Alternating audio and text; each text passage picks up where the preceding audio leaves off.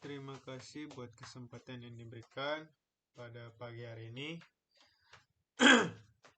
Teman-teman, bapak-bapak, ibu sekalian, saya pada pagi hari ini akan menjelaskan sedikit tentang work in confined space atau bekerja dalam ruang terbatas.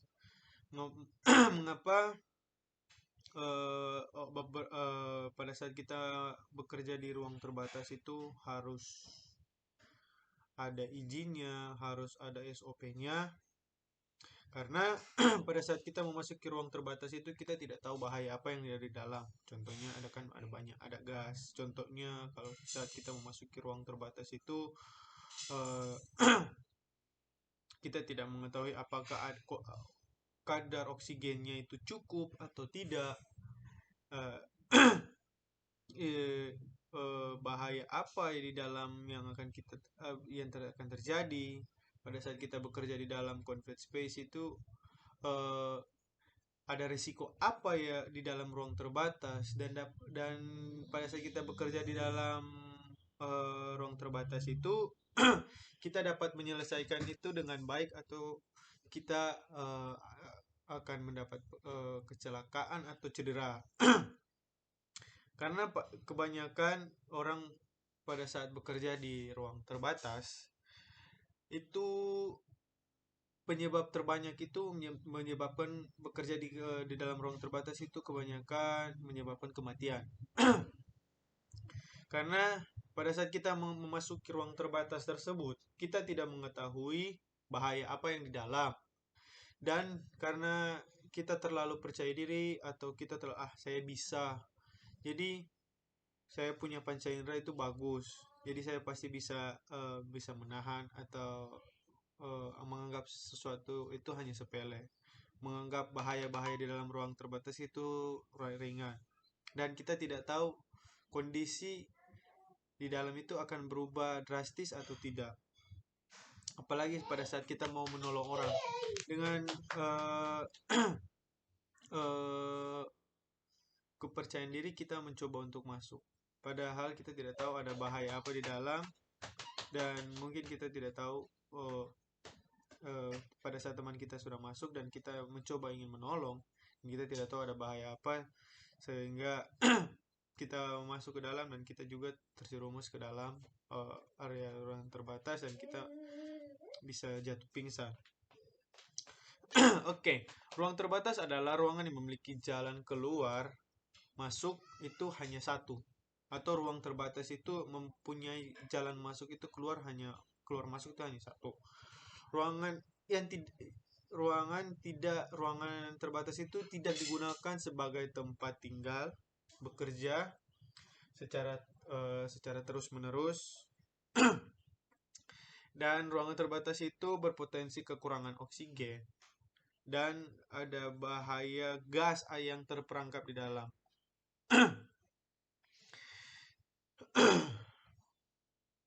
Contoh-contoh ruang terbatas yaitu tangki, vessel, pipa, separator, dak, sewer, kontainer, sumur. Pokoknya yang berpotensi itu ruangan itu tertutup dan hanya bisa dimasuki dan kita masuk melewati satu pintu itu, dan kita juga akan keluar lewat pintu itu. Tidak ada masuk lewat itu dan dia keluar lewat pintu yang lain. Dan sebelum kita memasuki atau SOP, standar operasional prosedur perusahaan, pada saat kita memasuki ruang terbatas, yaitu ada langkah-langkahnya. Yang pertama itu kita harus bisa mengidentifikasi bahaya apa yang ada di dalam ruangan terbatas tersebut, resiko apa yang di dalam, terus peralatan apa untuk peralatan apa yang digunakan untuk mengidentifikasi, terus persiapan atau perlindungan diri, menentukan kualifikasi atau tanggung jawab, menguji dan mengukur atmosfer yang ada, dan yang paling penting itu harus ada izin kerja di dalam ruang terbatas, dan dan harus memiliki permit atau izin kerja di ruangan terbatas sebelum melakukan pekerjaan di ruangan terbatas. Terus tim pada saat bekerja di ruang terbatas kita harus mempunyai tim confined space atau space entry atau entry works. Ya, itu kita harus mempunyai tim confined space entry, yaitu seperti ya, di teman-teman kebanyakan seperti yang di tempat saya yang saya baru dapati itu kebanyakan pada saat teman-teman memasuki ruang terbatas itu yang maksimum di dalam itu harus 2 orang saja, tidak bisa lebih, karena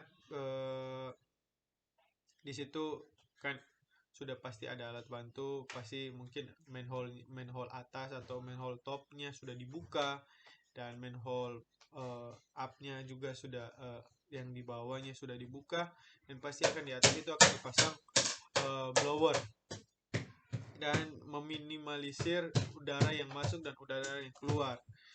Jadi di situ yang memasuki ruang terbatas itu minimum 2 orang, dan harus ada dokter atau paramedis yang standby di tempat pekerjaan tersebut. Terus harus ada orang fireman, dan entry works itu harus ada tuh pencatat yang masuk dan keluar, itu khusus 1 orang. Harus ada supervisor, dan tim rescue yang standby itu harus 2 orang. Oke.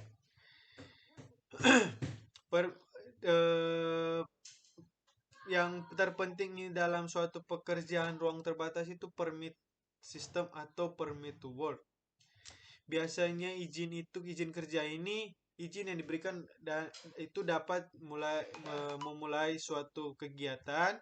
Izin ini menyatakan bahwa kondisi berbahaya dan potensial ini telah dievaluasi oleh petugas berwenang, dan langkah-langkah perlindungan diri itu diperlukan telah dilaksanakan atau diidentifikasi untuk menjaga keselamatan pegawai atau petugas yang memasuki ruangan terbatas tersebut. Ya.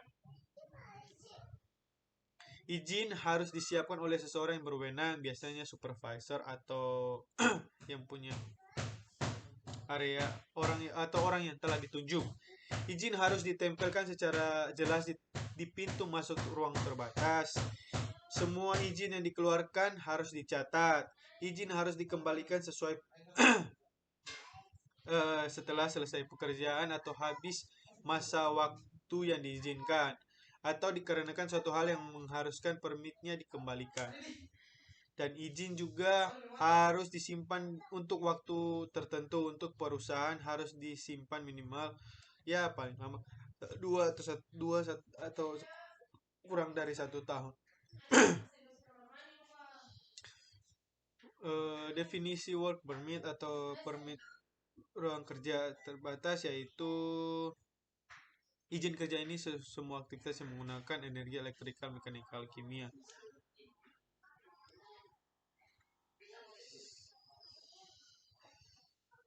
Dan pada saat kita memasuki ruang terbatas, kita harus memiliki JSA yang lengkap. Sebelum melakukan pekerjaan di ruang terbatas, harus dibuat JSA atau biasa kita sebut Job Safety Analysis.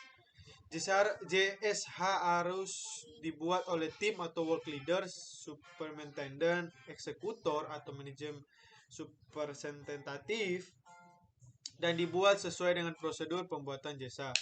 Tim harus mengerti scope of work, berpengalaman, mengerti teknik identifikasi bahaya dan pengendali resiko. Di leadership dan durasi and trend berada di dalam CES. Dan sebelum Bapak dan melakukan suatu pekerjaan memasuki ruang terbatas, yang harus dilakukan itu bapak-bapak pasti harus ditensi atau dites dinyatakan sehat oleh dokter atau paramedik sebelumnya. Terus yang kedua, gas tes harus dilakukan sebelum memasuki ruang terbatas. Orang yang diberi tugas untuk mengecek kadar gas berbahaya dengan menggunakan gas detektor sebelum dan selama dan sampai pekerjaan selesai.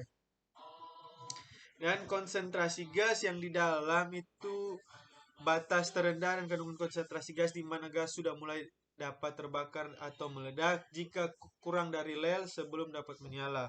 Dan UL atau upper explosion limit, batas tertinggi konsentrasi gas masih dapat menyala. Jika melampaui UL sudah tidak dapat menyala karena terlalu jenuh. Orang yang bertanggung jawab untuk mencatat orang-orang keluar masuk ke dalam ruang terbatas yang seperti yang tadi saya katakan, itu adalah seorang entry wars yang menunggu atau standby di depan area conveyance bay atau manhole tersebut. Dan tidak boleh sedetik pun meninggalkan area tersebut. Fireman juga harus standby, pengawas atau supervisor juga harus standby. Karena satu, kekurangan oksigen, kelebihan oksigen, atau terbakar eksplosif atau meledak, terjebak dan tidak bisa keluar, iritasi, overheating, terhirup gas beracun, atau bahaya listrik lainnya. Karena pada saat kita melakukan pekerjaan tersebut,